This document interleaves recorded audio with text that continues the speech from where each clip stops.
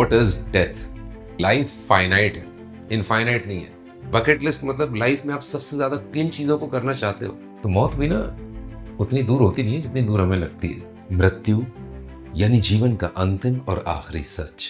खुद को ज्यादा इंपॉर्टेंट बता के ये करना पड़ेगा कि यार मेरे को ये तो करना है, कैसे भी कर। तैरना सीखना है या मुझे गिटार बजाना है, क्योंकि हम हमेशा ये सोचते रहते हैं कि हम सदा जीते ही रहेंगे, कभी मरने की बारी आएगी ही नहीं।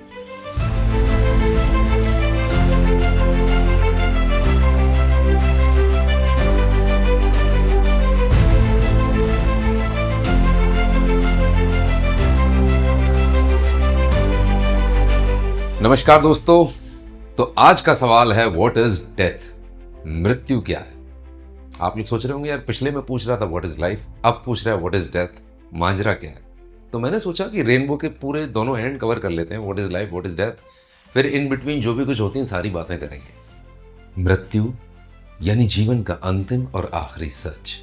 Heart, brain, breathing stop, story over.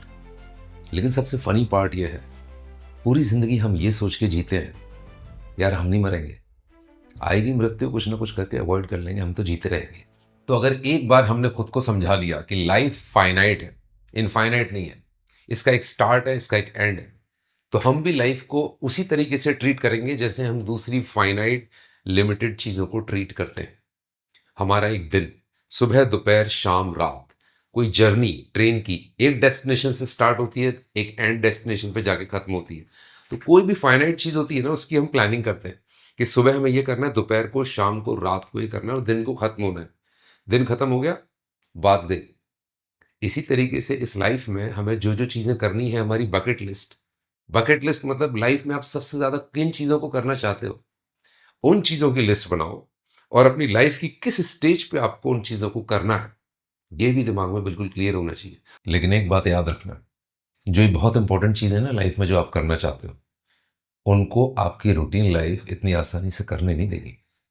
लड़ाई लड़नी पड़ेगी रूटीन लाइफ के साथ, क्योंकि रूटीन लाइफ में, डे टू डे लाइफ में हमेशा कुछ ना कुछ प्लस माइनस इनटू डिवाइड, ऊपर नीचे आगे पीछे चलता ही रहेगा। आपको उसके साथ जद्दोजहद करके खुद को ज़्यादा इंपॉर्टेंट बता के ये करना पड़ेगा कि यार मेरे को ये तो करना है, कैसे भी कर। मुझे विदेश घूमने जाना है, या मुझे तैरना सीखना है, या मुझे गिटार बजाना है, या बहुत बड़ी कोई ऐसी इच्छा जो आप करना चाहते थे अब तक कर नहीं पाए।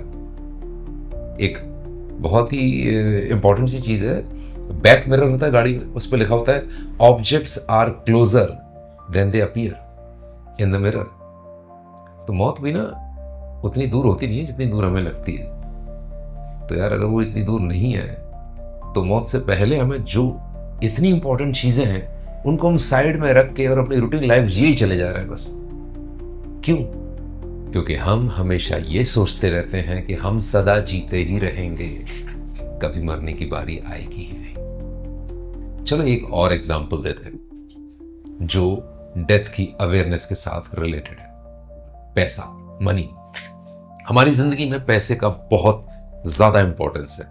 हमारी सोशल, पर्सनल, सेल्फ एस्टीम, सब कुछ पैसे पर डिपेंड करता है और पैसा होना बहुत जरूरी है। लेकिन पैसे से भी कहीं ज्यादा एक और जो दूसरी चीज इंपॉर्टेंट है वो है समय। As a matter of fact, पैसा हम कैसे कमाते हैं? हमारी जिंदगी का जो समय है उसको ट्रेड करके अपनी जिंदगी का समय देते हैं, बदले में हमें पैसा मिलता है। यही सिंपल सा पैसे का फंडा है। But most of the time जब लोगों से पूछोगे फाइनेंशियल प्लानिंग कैसी चल रही है, क्या कर रहे हो, तो हम क्या कर रहे हैं, हमारे 60 साल के होने का इंतजार कर रहे हैं कि उसके बाद रिटायरमेंट लाइफ बड़ी बढ़िया होनी चाहिए यार।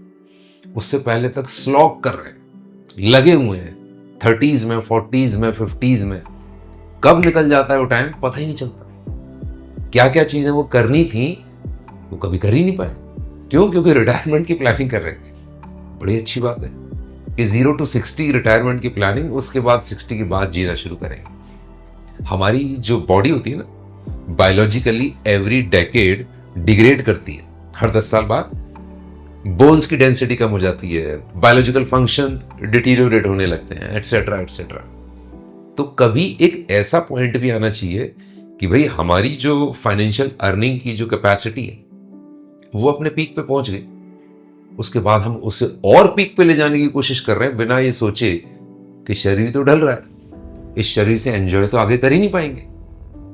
तो अगर लोग इस बात को जीते जी समझ लें कि हाँ, जो आपने एक मनी एक्वायर कर ली उसको यूज तो करना शुरू करो, वो वही कर पाएगा जिसको डेथ की अवेयरनेस कंप्लीट सेंस में होगी। इंसानी रिश्ते कच्चे धागों की तरह होते हैं। हम कुछ लोगों के बहुत करीब होते हैं और हम बातों बातों में कभी कभी कुछ भी उतार चढ़ाव हो जाता है, तो हम किसी से अगर नाराज हो गए तो बहुत लंबे समय तक रूठ कर बैठ जाते हैं, यार अब उससे बात कभी नहीं करेंगे।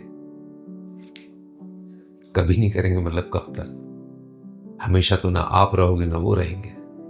और एक बार अगर आप ये बात खुद को समझा दिए कि यार टेम्पररी लाइफ है, सब कुछ टेम्पररी है, तो ये देख लो, तराजू में तोल लो कि सामने वाले इंसान ने कितना आपके साथ अच्छा किया है, कितना खराब किया है। कुछ समय के लिए नाराज हो लो, फिर नॉर्मल हो जाओ। लेकिन वो भी तभी कर सकते हो जब आपको लाइफ का टेम्पररी नेचर पूरी तरह क्लियर हो जाए माइंड में। Death is inevitable. जब एक बार हमें ये एहसास हो जाता है ना कि हमें एक दिन जाना है, तो हर दिन हमको नया जीवन लेने लगता है।